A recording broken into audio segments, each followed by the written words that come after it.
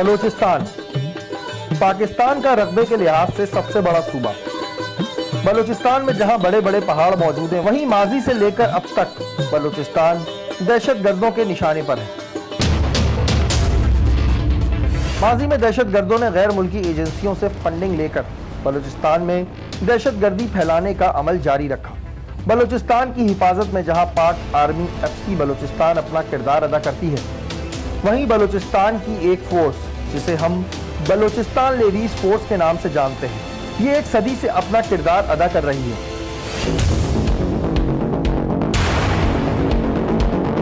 Levies की बुनियाद 1877 में रॉबर्ट सिनेमन ने रखी। ये फोर्स बलूचिस्तान के 90% हिस्से को कवर करती है। 30,000 की नफरी पर मुश्तमिल ये फोर्स बलूचिस्तान के 90% हिस्से पर लॉ एंड ऑर्डर की सूरत हाल तो देखती है और साथ साथ दूसरी सरगर्मियों में भी अपना हिस्सा सरअंजाम देती है। बलूचिस्तान में पुलिस की नफरी 40,000 से ज्यादा है और वो 10% हिस्सा कवर करती है। वहीं लेवीज फोर्स 30,000 की नफरी के साथ बलूचिस्तान के 90% हिस्से में लॉ एंड ऑर्डर को देखती है। साल 2019 में पुलिस के ज़ेरे निज़ाम इलाकों में मजमूई तौर पे 26,000 से ज्यादा केस रिपोर्ट हुए, जबकि लेवीज के ज़ेरे निज़ाम इलाकों में 7,000 कुछ वारदातें हुई। लेवीज फोर्स के पास दूसरे कानून नाफिज करने वाले इदारों की तरह ज्यादा सहूलियात मौजूद नहीं, लेकिन लेवीज के जवान अपना काम ईमानदारी और दयानतदारी से सरअंजाम दे रहे हैं। हमारा आज का प्रोग्राम खुसूसी तौर पे बलूचिस्तान लेवीज फोर्स की कारकर्दगी पे बनाया गया है। बलूचिस्तान लेवीज फोर्स के बारे में आप सबको बताना इस वजह से जरूरी है कि ये वो बलूचिस्तान के रखवाले हैं जो ना सिर्फ बलूचिस्तान में बल्कि पूरे पाकिस्तान में दहशतगर्दी रोकने में अपना एक अहम किरदार अदा करते हैं। अब बहुत से लोग पूछेंगे कि पूरे पाकिस्तान में कैसे, क्योंकि जो ज्यादातर असलहा और मंशियात है वो बलूचिस्तान के रास्ते पूरे पाकिस्तान लाया जाता है और हमारे लेवीज के जवान इतनी कम सहूलियात होने के बावजूद भी इन दहशतगर्दों से लड़ते दिखाई देते हैं। टीम टारगेट बलूचिस्तान के दारुल हुकूमत कोयटा में मौजूद थी। हमने अपने कदम DG लेवीज मुजीबुर रहमान साहब के दफ्तर की जानिब बढ़ाए। हमने बलूचिस्तान लेवीज फोर्स की कारकर्दगी के बारे में इनसे बातचीत की। नाज़रीन, इस वक्त हम मौजूद हैं director general Balochistan levies force Mujibur Rahman Kamrani साहब के दफ्तर में। अस्सलाम वालेकुम। मुजीब साहब, हमें ये बताइए कि लेवीज फोर्स का काम है क्या, क्योंकि एक आम आवाम को शायद नहीं पता, बलूचिस्तान की आवाम को तो पता है लेकिन पूरे पाकिस्तान की आवाम को इतना नहीं पता कि लेवीज फोर्स है क्या। तो हम ये जानना चाहते हैं कि लेवीज फोर्स का काम है क्या।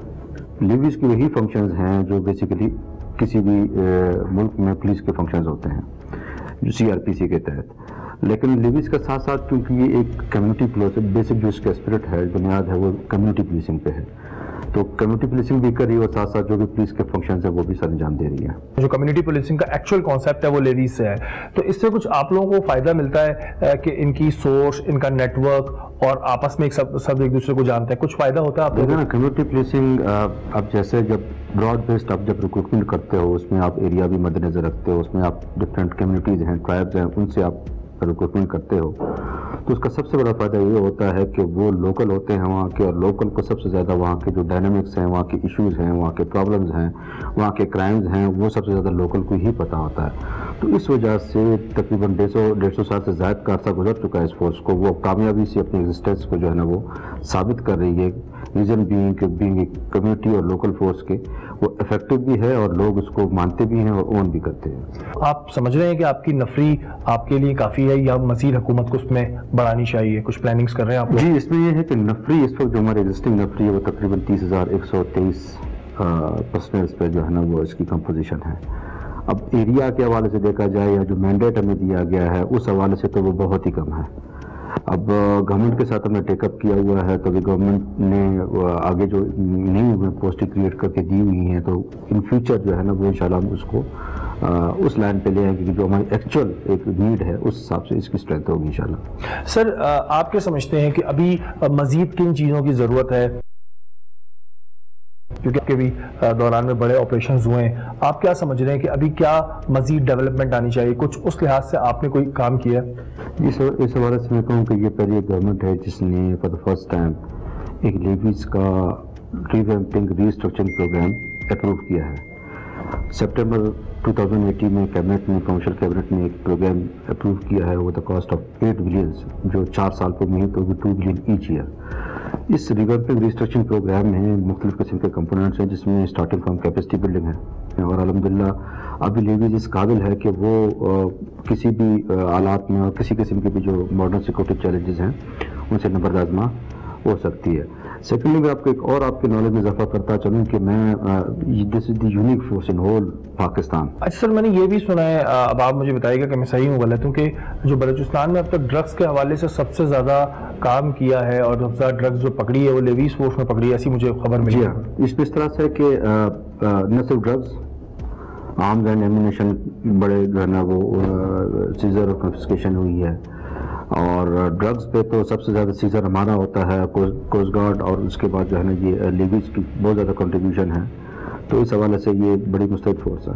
आज हम आपको मुख्तलिफ जगहों पे भी लेके चलेंगे, हम आपको लेवीज ट्रेनिंग सेंटर भी दिखाएंगे, उसके अलावा लेवीज किस तरह काम कर रही होती है वो भी आपको दिखाएंगे, तो हमारे साथ जुड़े रहिए।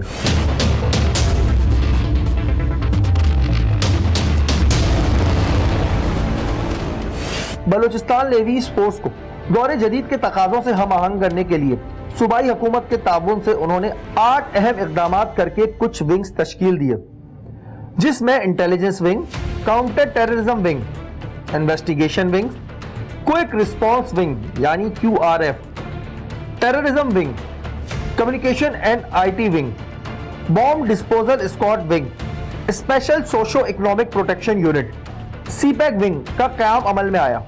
साथ साथ कोयटा, पशीन, किला अब्दुल्ला, खुजदार, तुर्बत में QRF के 323 अहलकार तैनात हैं, जो हर वक्त अपनी ड्यूटी सरअंजाम देने के लिए चौकस रहते हैं। हम DG साहब के साथ उस मुकाम पर भी पहुंचे जहां पर शोहदा के नाम आवेजा थे। इस वक्त यहां पर बारिश हो रही थी और सर्दी काफी तेज हो रही थी।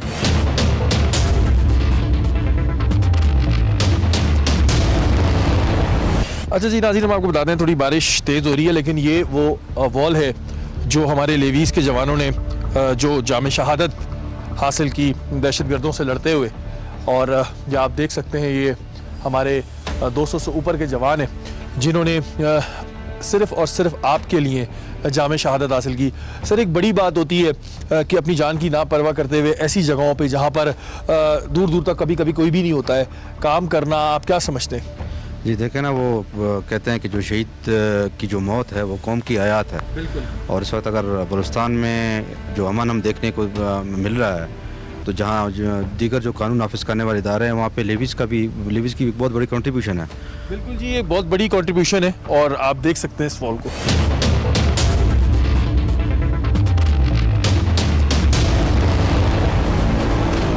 बलूचिस्तान की ख़वातीन, उनको तो निकलने ही नहीं दिया जाता घर से और उनको कुछ अलाउ नहीं होता, तो उन सब के बीच में से फिर आप निकल के आई, रोल मॉडल हैं आप।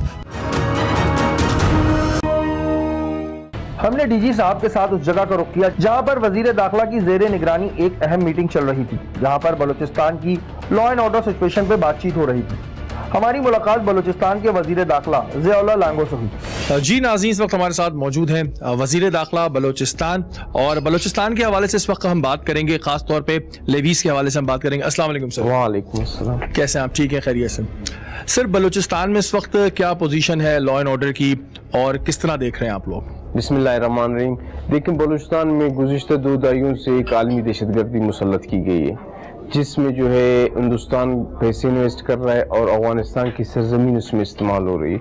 लेकिन अल्हम्दुलिल्लाह हमारी फोर्स अपनी जान पर खेल कर जो है इनकी कार्रवाइयाँ अभी तक ख़त्म नहीं हुई है, लेकिन उन पर काफ़ी हद तक काबू पा लिया है, जिसमें हमारी सिक्योरिटी इदारे शेयर तो नहीं कर सकते, काफ़ी टेररिस्ट को, काफ़ी सुसाइडर्स को हमने पकड़ा भी है, उनके नेटवर्क को भी पकड़ा है। तो मैं समझता हूँ हमारी सिक्योरिटी फोर्सेस की कुर्बानियों की वजह से अल्हम्दुलिल्लाह आज बलूचिस्तान पहले के बलूचिस्तान से पुरअमन है। अच्छा सर, जब एज अ वज़ीर दाखिला आपने चार्ज संभाला तो किन चैलेंजेस का सामना हुआ? सबसे पहले क्या ऐसी चीज़ें थी जो आप सोच कर आए थे कि इनको ख़त्म करना है? सबसे पहले तो हमारे मुल्क का सबसे बड़ा मसला ही टेररिज्म का था। तो टेररिज्म के हवाले से हमारी जो फोर्सेस थी, लेवीज है, पुलिस है, इनको हमने स्ट्रेंथन किया, इनके बजट्स हमने बढ़ाए, इनके जो है दूसरे वसाइल हैं उनमें हमने इजाफा किया, उनको ट्रेनिंग्स हमने दी था। अब लेवीज़ को हमने आर्मी से ट्रेनिंग दी है, इस तरह पुलिस की भी हमने जो है ट्रेनिंग में अच्छी खासी ट्रेनिंग की है। तो मेरा मकसद ये था कि हम अपने मुल्क को दहशतगर्दी के इस नासूर से निकालें। अल्हम्दुलिल्लाह उसमें हम कुछ कामयाब हो गए और अभी तक हमारी जदोजहद जारी है। एक दिन हम इंशाल्लाह अपने मुल्क को इस नासूर से पाक कर लेंगे। लेवीज़ के लिए कुछ रिफॉर्म्स और मजीद कुछ फैसिलिटीज़ के हवाले से कुछ आप लोग देख रहे हैं इस पर? लेकिन लेवीज़ के लिए हमने काफ़ी रिफॉर्म्स लाए हैं। पहले लेवीज़ को बस सिर्फ तनख्वाहों के पैसे मिलते थे, कोई फंडिंग नहीं होती थी, कोई ट्रेनिंग इनकी नहीं होती थी। अभी अल्हम्दुलिल्लाह इस दफ़ा बजट में हमने 2 बिलियन से ज़्यादा उनके लिए बजट रखा है और पुलिस की जो लेवीज़ की ट्रेनिंग आर्मी कर रही है और लेवीज़ ने जो अपना एक क्विक रिस्पांस फोर्स अभी नया बनाया है, वो मैं समझता हूँ किसी भी जो फोर्स कार्रवाई कर सकती है वो इस फोर्स में भी एहलियत है। और जहाँ अभी पहले दहशतगर्दी के वाक़यात में लेवीज़ नहीं जाया करती थी, अभी जहाँ भी दहशतगर्दी होती है लेवीज़ पहुँच जाती है और कामयाब कार्रवाई कर लेती है। सर कोई पैगाम देना चाह रहे हैं अपने देखने वालों को, मैसेज देना चाह रहे हैं हम? मैं अपने देखने वाले व्यूअर्स को यही मैसेज देता हूँ कि अपने मुल्क से मोहब्बत करें और अपने मुल्क के जो दुश्मन हैं उनकी निशानदेही करें। अपने फोर्सेस के साथ मिलकर सबसे पहले अपने मुल्क को दहशतगर्दी से पाक करें।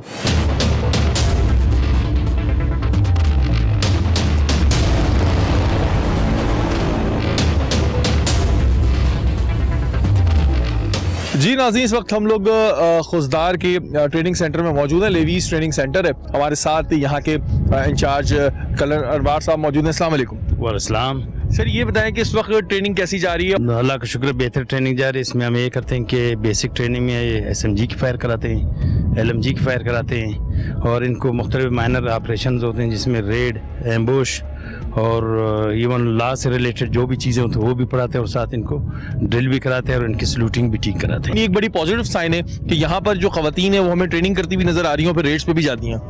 जी आपको पता ही होगा कि यहाँ पे एक मिथ्स हैं कुछ कि जी यहाँ पे ख़वातीन को बाहर निकलने नहीं दिया जाता, जॉब करने नहीं दिया जाता, एजुकेशन के प्रॉब्लम्स हैं। ऐसा कुछ भी नहीं है। अब यहाँ पे अल्हम्दुलिल्लाह जो हमारे लेवीज़ फोर्स हैं, यहाँ पे जब भी हम रिक्रूटमेंट करते हैं तो अच्छी खासी तादाद में ख़वातीन आती हैं रिक्रूटमेंट।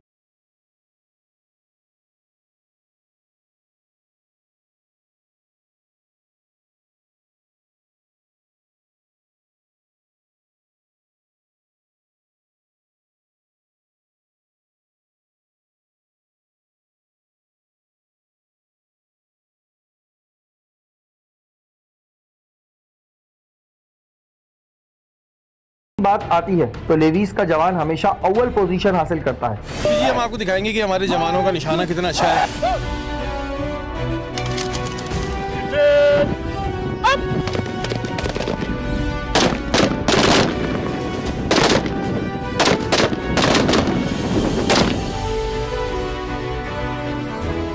नादिर, बड़े जबरदस्त निशाने लिए हैं आपने। कहाँ से ताल्लुक है आपका? पंजगुर का सर। पंजगुर के? Yes. बिल्कुल आपने टिका के निशाने लगाए। अच्छा, यहाँ पे आप ट्रेनिंग हासिल कर रहे हैं, क्यों शौक हुआ कि लेवीज़ में आए? शौक क्यों था? शौक था सर लेवीज़ का। हम मुल्क कौम के लिए कुछ करके दिखाना है। Yes sir.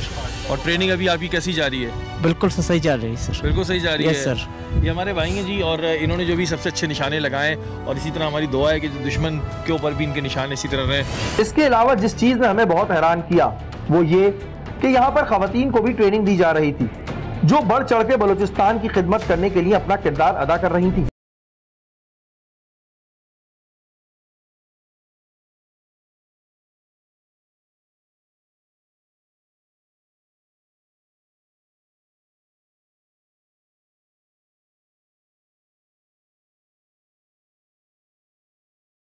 हमने अपनी बहनों को भी निशानेबाजी का अमल करते हुए देखा।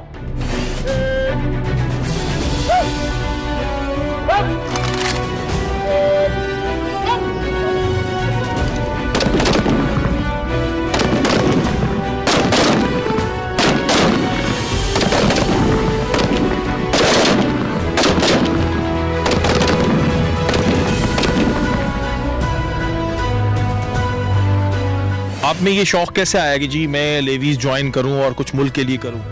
सर काइंडली जो हमारे इंस्ट्रक्टर्स हैं उन्होंने काफ़ी मेहनत की हम लोगों के साथ, तो जाहिर सी बात है शौक आगे बढ़ जाता है। बलूचिस्तान की खवातीन, उनको तो निकलने ही नहीं दिया जाता घर से और उनको कुछ अलाउ नहीं होता, तो उन सब के बीच में से फिर आप निकल के आई, रोल मॉडल हैं आप, तो ये शौक कैसे आया? सर जैसे ही मैं लेवीज़ में आई मेरे शौक आगे बढ़ती जाई और मैं आगे चली गई। ये वो हमारी बहनें जिनके बारे में अक्सर लोग ये प्रोपोगेंडा करते हैं कि जी कोई अलाउ नहीं है, निकल नहीं सकते, लेकिन ये निकल रही हैं और अपने मुल्क का नाम रोशन कर रही हैं। हमारे लिए बहुत सारी दुआएं आपके लिए, अल्लाह ताला आपको और तरक्की दे।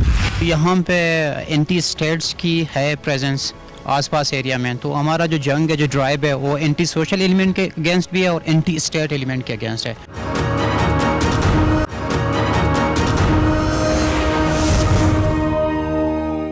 हमने यहाँ पर फोर्स की ट्रेनिंग देखी।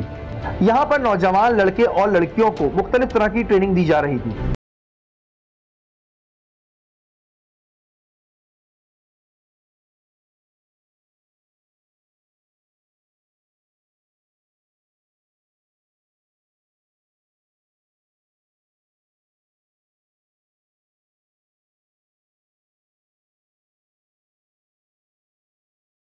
हमारी मुलाकात ट्रेनर से भी हुई जो जवानों के अंदर जज्बा पैदा करने के लिए अपना किरदार बखूबी अंजाम दे रहे थे। जकीर भाई, आप क्या ट्रेनिंग देते हैं? आपका क्या वो होता है? मैं ड्रिल इंस्ट्रक्टर हूँ सर। अच्छा जी। तो कैसा जा रहा है लड़कों की इस वक्त ट्रेनिंग, कैसा जज्बा देख रहे हैं आप? अल्हम्दुलिल्लाह काफ़ी बेहतर है और काफ़ी कमर से भी माशाल्लाह बहुत इंशाल्लाह इनको आगे लेकर गए, इंशाल्लाह मजीद बेहतर हो गया। निशाना लगाने के लिए क्या टिप चाहिए होती है? हम जब भी लगाते हैं ऊपर नीचे हो जाता है, क्या वजह क्या है? तो सर उसमें ज़्यादातर मजबूत पकड़, कुछ इसके अच्छे फायरर के बुनियादी असूल होते हैं, मजबूत पकड़, दुरुस्त शिस्त, दुरुस्त पोजीशन, तो इन पे बार बार हम ज़्यादा तवज्जो देते हैं। आप यहाँ पे क्या ट्रेनिंग सर इधर ड्रिल इंस्ट्रक्टर हूँ सर। ड्रिल इंस्ट्रक्टर, तो आप तो बहुत सजाएं देते होंगे सर। सजाएं लग रहा है कि आप सजाएं बहुत देते हैं। सर बिल्कुल सर, सजाएं देते हैं, कौन सा गलती करता है उसको सजाएं देते हैं और सिखाते हैं। कितना हमारा कोशिश है सर, लेडीज को इंशाल्लाह हम आगे ले जाएंगे। सादिया, कैसी ट्रेनिंग जा रही है? क्योंकि आपने यहीं से ट्रेनिंग ली, आज आप ट्रेनिंग दे रही हैं, तो कैसा लग रहा है? सर अल्हम्दुलिल्लाह माशाल्लाह बहुत सही चल रहा है, क्योंकि इन नौजवानों को न सिर्फ हम फिजिकल ट्रेनिंग दे रहे हैं बल्कि कानूनी निसाब भी पढ़ा रहे हैं, ताकि यानी ये मुख्तलिफ हथियारों के इस्तेमाल और तरीक़ेकार भी बता रहे हैं, ताकि मुमकिन हमले से बचाव के तरीके भी इन लोगों को सिखाए गए। यानी दौरान तरबियत इन नौजवानों को सख्त तरीन हालात से गुजर करने में सख्ती बर्दाश्त करने की कुव्वत पैदा की गई है, ताकि ये नौजवान अपने सिपाही शान से फ़हाल फोर्स के लिए अपना किरदार अदा करने के लिए हमेशा तैयार रहे।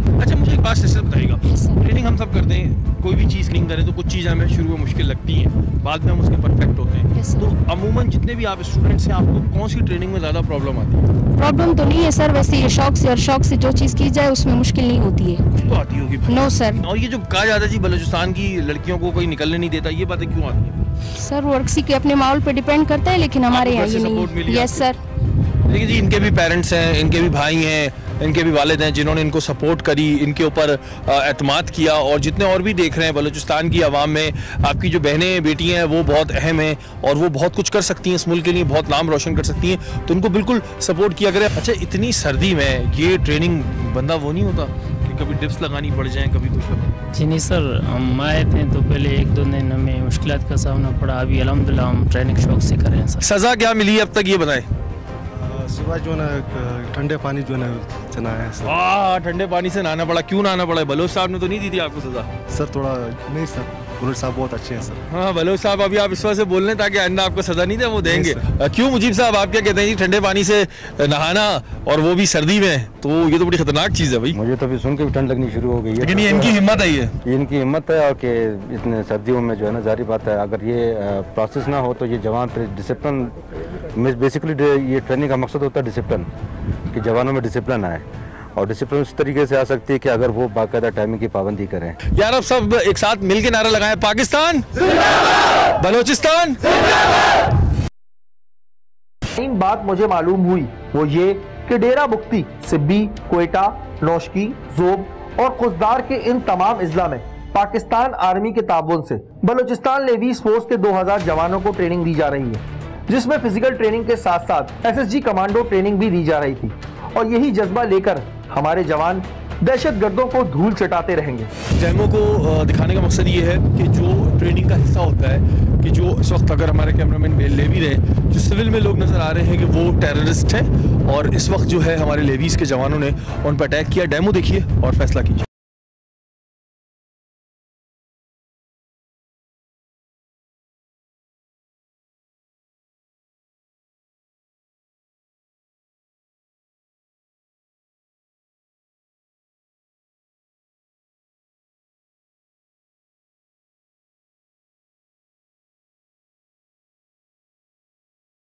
बलूचिस्तान का दूसरा बड़ा शहर खुजदार, लेवीज के जवानों ने यहां पर दहशतगर्दों के खिलाफ बहुत सी कार्रवाइयां की।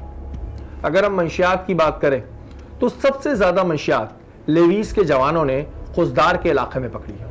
हमने डीजी साहब के हमरा उस मुकाम का रुख किया जहां पर भारी तादाद में असला और मंशियात मौजूद थी, जिसे बलूचिस्तान लेवीज फोर्स के जवानों ने अपनी जान पे खेल के पकड़ा था। इस मुकाम पर भारी तादाद में असलहा मौजूद था, जो अगर बलूचिस्तान और पाकिस्तान के मुख्तलिफ मुकामात पे पहुंच जाता तो बड़े पैमाने पे तबाही मचाता। मंशियात जिसने हमारी नौजवान नस्ल को तबाह बर्बाद कर दिया है, इसकी भारी मकदार यहाँ पर मौजूद थी।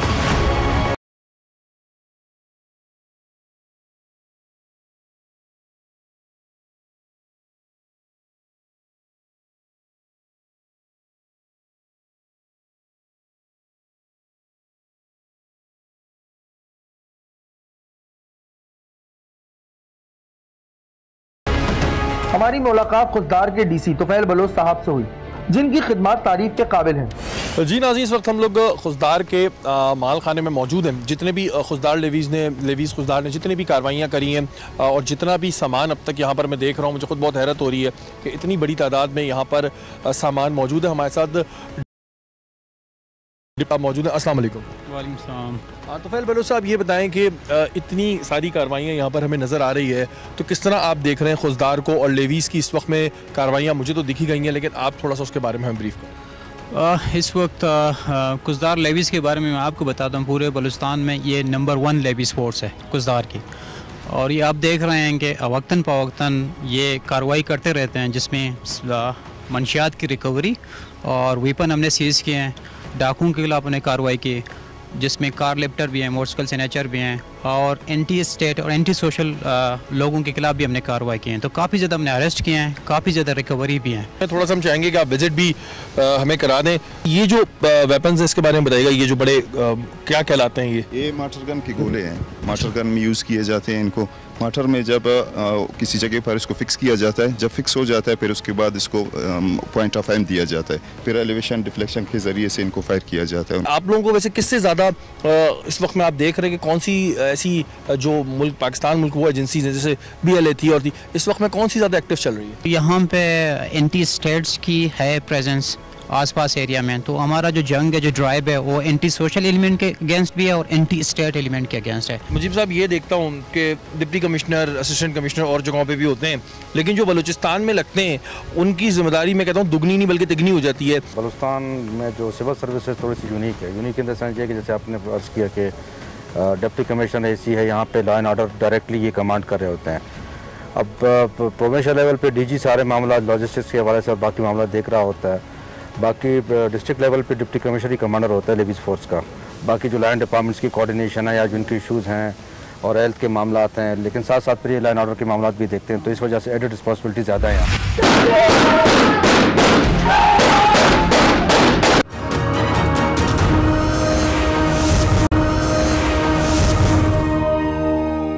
डीजी साहब ने अच्छी कारकर्दगी करने वाले जवानों को सर्टिफिकेट तकसीम किए।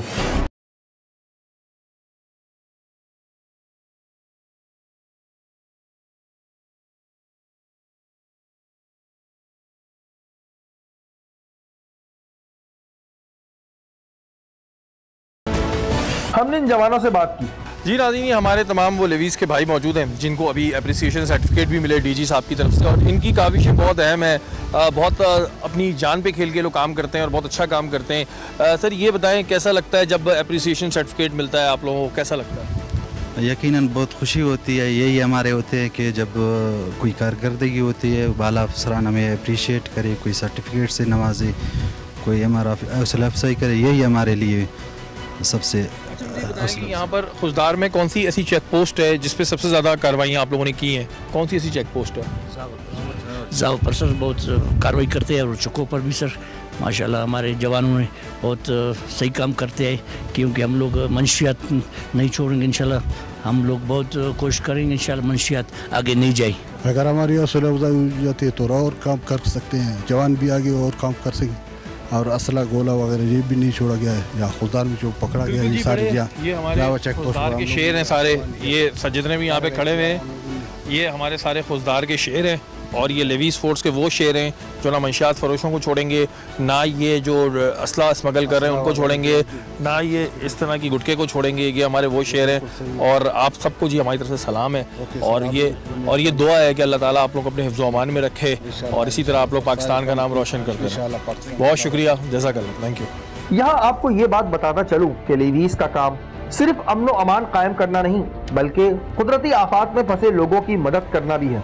शदीद बर्फबारी में फंसे लोगों को निकालने से लेके इंक्रोचमेंट और पोलियो की सिक्योरिटी, यहाँ तक कि कोरोना वायरस के हवाले से बलूचिस्तान लेवीज़ फोर्स अपना काम सरअंजाम दे रही है।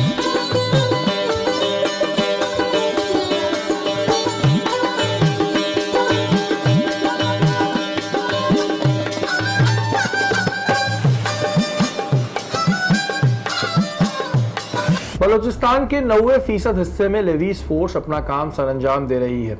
वहीं मैंने एक ऐसी चीज़ देखी जिसका जिक्र करना यहाँ पर ज़रूरी समझूंगा और शायद यही वजह है कि जहाँ जहाँ लेवीज़ फोर्स तैनात है वहाँ पर क्राइम रेट कम है। हमने डीजी साहब के हमरा रुख किया एक ऐसी जगह का जहाँ लोगों के दरमियान होने वाली गलतफहमियाँ और झगड़ों के फैसले वहाँ पर बड़ों की निगरानी और असिस्टेंट कमिश्नर की मौजूदगी में तय किए जाते हैं। इनका मकसद हरगिज ये नहीं होता कि नाजायज फैसले सुनाए जाएं, बल्कि दोनों पार्टियों की इस्लाह करवाना और एसी साहब की मौजूदगी में जायज फैसला देना इस बैठक का मकसद होता है। हमने वहां पर फैसले मिनटों में होते हुए देखे जो शायद सालों में भी तय ना पा सके। अच्छा मुजीब साहब, मुझे बताइएगा क्योंकि मुझे समझ नहीं आ रहा था, तो ये क्या मसला क्या हुआ था? यहाँ पे दो फरीक़ें के दरमियान तनाज़ा है। एक के दरमियान जो है ना ज़मीन का तनाज़ा है और दो चचाजाद भाई हैं और आपस में एक हिस्सा देने को तैयार नहीं है और दूसरा कहता है मेरा हिस्सा बन रहा है। और जो दूसरे फरीक थे उनके दरमियान एक दूसरे पर इल्ज़ाम लगा रहा है कि इनकी भेड़ बकरियाँ चोरी हो गई हैं। होता है कि बाकी तो कानून का अपना है तरीक़ाकार, पर ये आते हैं कि वहाँ के हम फिर मुतबरीन को बिठाते हैं और इलाके के मुतबरीन जैसे यहाँ पे बैठे हुए हैं, फिर ये सुनते हैं दोनों फरीकों को और फिर जब ये अपना इख्तियार दे देते हैं, जिसमें असिस्टेंट कमिश्नर साहब भी बैठे हुए हैं और तहसीलदार साहब भी बैठे हुए हैं और इलाके के मुतबरीन बैठे हुए हैं, फिर ये सारे सुनते हैं इनको दोनों फरीक़ैन को और जब ये इख्तियार अपना दे देते हैं इस कचहरी को, फिर यहीं पे इनका फ़ैसला होता है। अगर जो राज़ी नहीं होता फिर वो उनके पास दरवाज़ा खुला होता है कि वो FIR भी कर सकता है और उसके पास कानून वो ऑप्शन अवेल कर सकता है। और चूंकि यहाँ पे जो ज़मीन का जो तनाज़ा था इसमें जो दोनों फरीक़ैन थे वो राज़ी हो गए और उन्होंने इस पंचायत को ये इख्तियार दे दिया है कि वो और उस इंसाफ पे मबनी फ़ैसला करें और जो भी फ़ैसला करेंगे उनको कबूल होगा। और ये जो हमारे मौज़ूज़ीन है इनका वो किस तरह तयन किस तरह किया जाता है, किसको सेलेक्ट किया जाता है? अब जाहिर बात है इलाके के जो प्रोमिनेंट ट्राइब से होते हैं और वो लोग होते हैं जो बाकिरदार होते हैं और जिनकी लोग इज़्ज़त करते हैं और जिनका माशरे में माशरे में इनकी एक रिस्पेक्ट होती है। और जब भी ये लोगों के बीच बैठते हैं जो फ़ैसला देते हैं वो इंसाफ पे मबनी होता है, तो उस हवाले से फिर जो इंतज़ामिया है वो फिर इनको ही बुलाती है जो जिन पे लोगों का ट्रस्ट है, जो लोग इनके ऊपर जो है ना यकीन रखते हैं। असिस्टेंट कमिश्नर खुददार अब्दुल माजिद साहब के पास एक इंफॉर्मेशन मौसूल हुई। इंफॉर्मर के मुताबिक एक जगह दहशतगर्दों के मौजूद होने की इतला थी। घर में कितने बंदे हैं? ठीक है, वेपन भी है उनके साथ। असिस्टेंट कमिश्नर खुददार अब्दुल माजिद साहब ने इंफॉर्मेशन मिलते ही इस जगह रेड करने का एक प्लान तरतीब दिया। जवानों, लेवीज इंटेलिजेंस की इतला पे हम एक जगह रेड करने जा रहे हैं जहाँ पे ये इतला आता है कि कुछ लोग मौजूद हैं, उनके साथ वेपन भी है, वहाँ पे ड्रग्स भी हैं। याद रहे कि वो हम पे हमला भी कर सकते हैं। तो जाते हुए टीमें पूरे एरिया को कॉर्डन ऑफ करेगी ताकि कोई भी वहाँ से बच के निकल ना सके। और फिर टीम बी को मैं लीड कर रहा हूँ, वो मेरे साथ कंपाउंड में एंटर हो जाएगी। कोशिश हमारी यही हो कि लोगों को हम जिंदा पकड़ लें। कोई शक, कोई सवाल? Pakistan, let's go.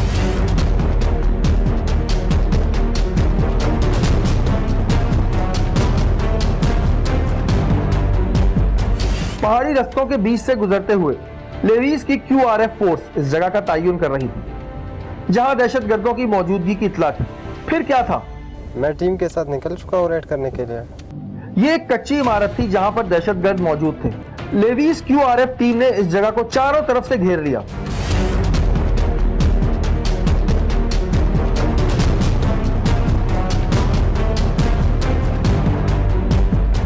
अंदर दाखिल होते ही दहशतगर्दों ने एक टीम पर फायर किए। फिर लेवीज फोर्स के जवानों ने इसका भरपूर जवाब देते हुए दहशतगर्दों को मार गिराया।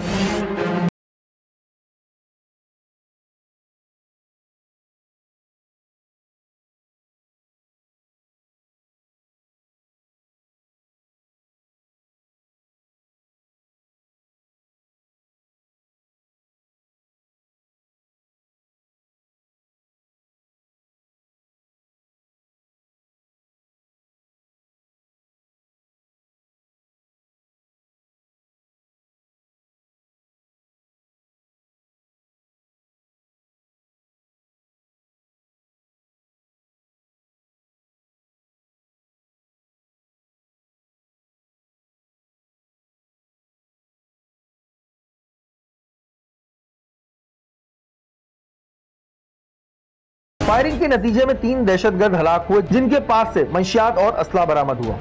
बलूचिस्तान लेवीज फोर्स जितने कम वसाइल में ऐसा काम कर रही है, ये बात वाकई काबिल तारीफ है। ड्यूटी के दौरान 222 जवानों ने जामे शहादत नोश की। अब जरूरत है कि सूबाई हुकूमत इस पर मजीद तवज्जो दे ताकि इन्हें वो तमाम फैसिलिटीज मिले जो दूसरी लॉ एनफोर्समेंट एजेंसीज को मिलती है, ताकि हमें लेवीज फोर्स का काम और ज़्यादा बेहतर नजर आए। हमारी दुआ है कि अल्लाह ताला हम सब पर रहम फरमाए। जो मुश्किल घड़ी इस वक्त पूरी दुनिया पे आई हुई है, पाकिस्तान पर आई हुई है कोरोना वायरस की सूरत में, अल्लाह ताला हम सबको इससे महफूज रखे और ये वायरस जल्द से जल्द इस दुनिया से ख़त्म हो। पाकिस्तान जिंदाबाद।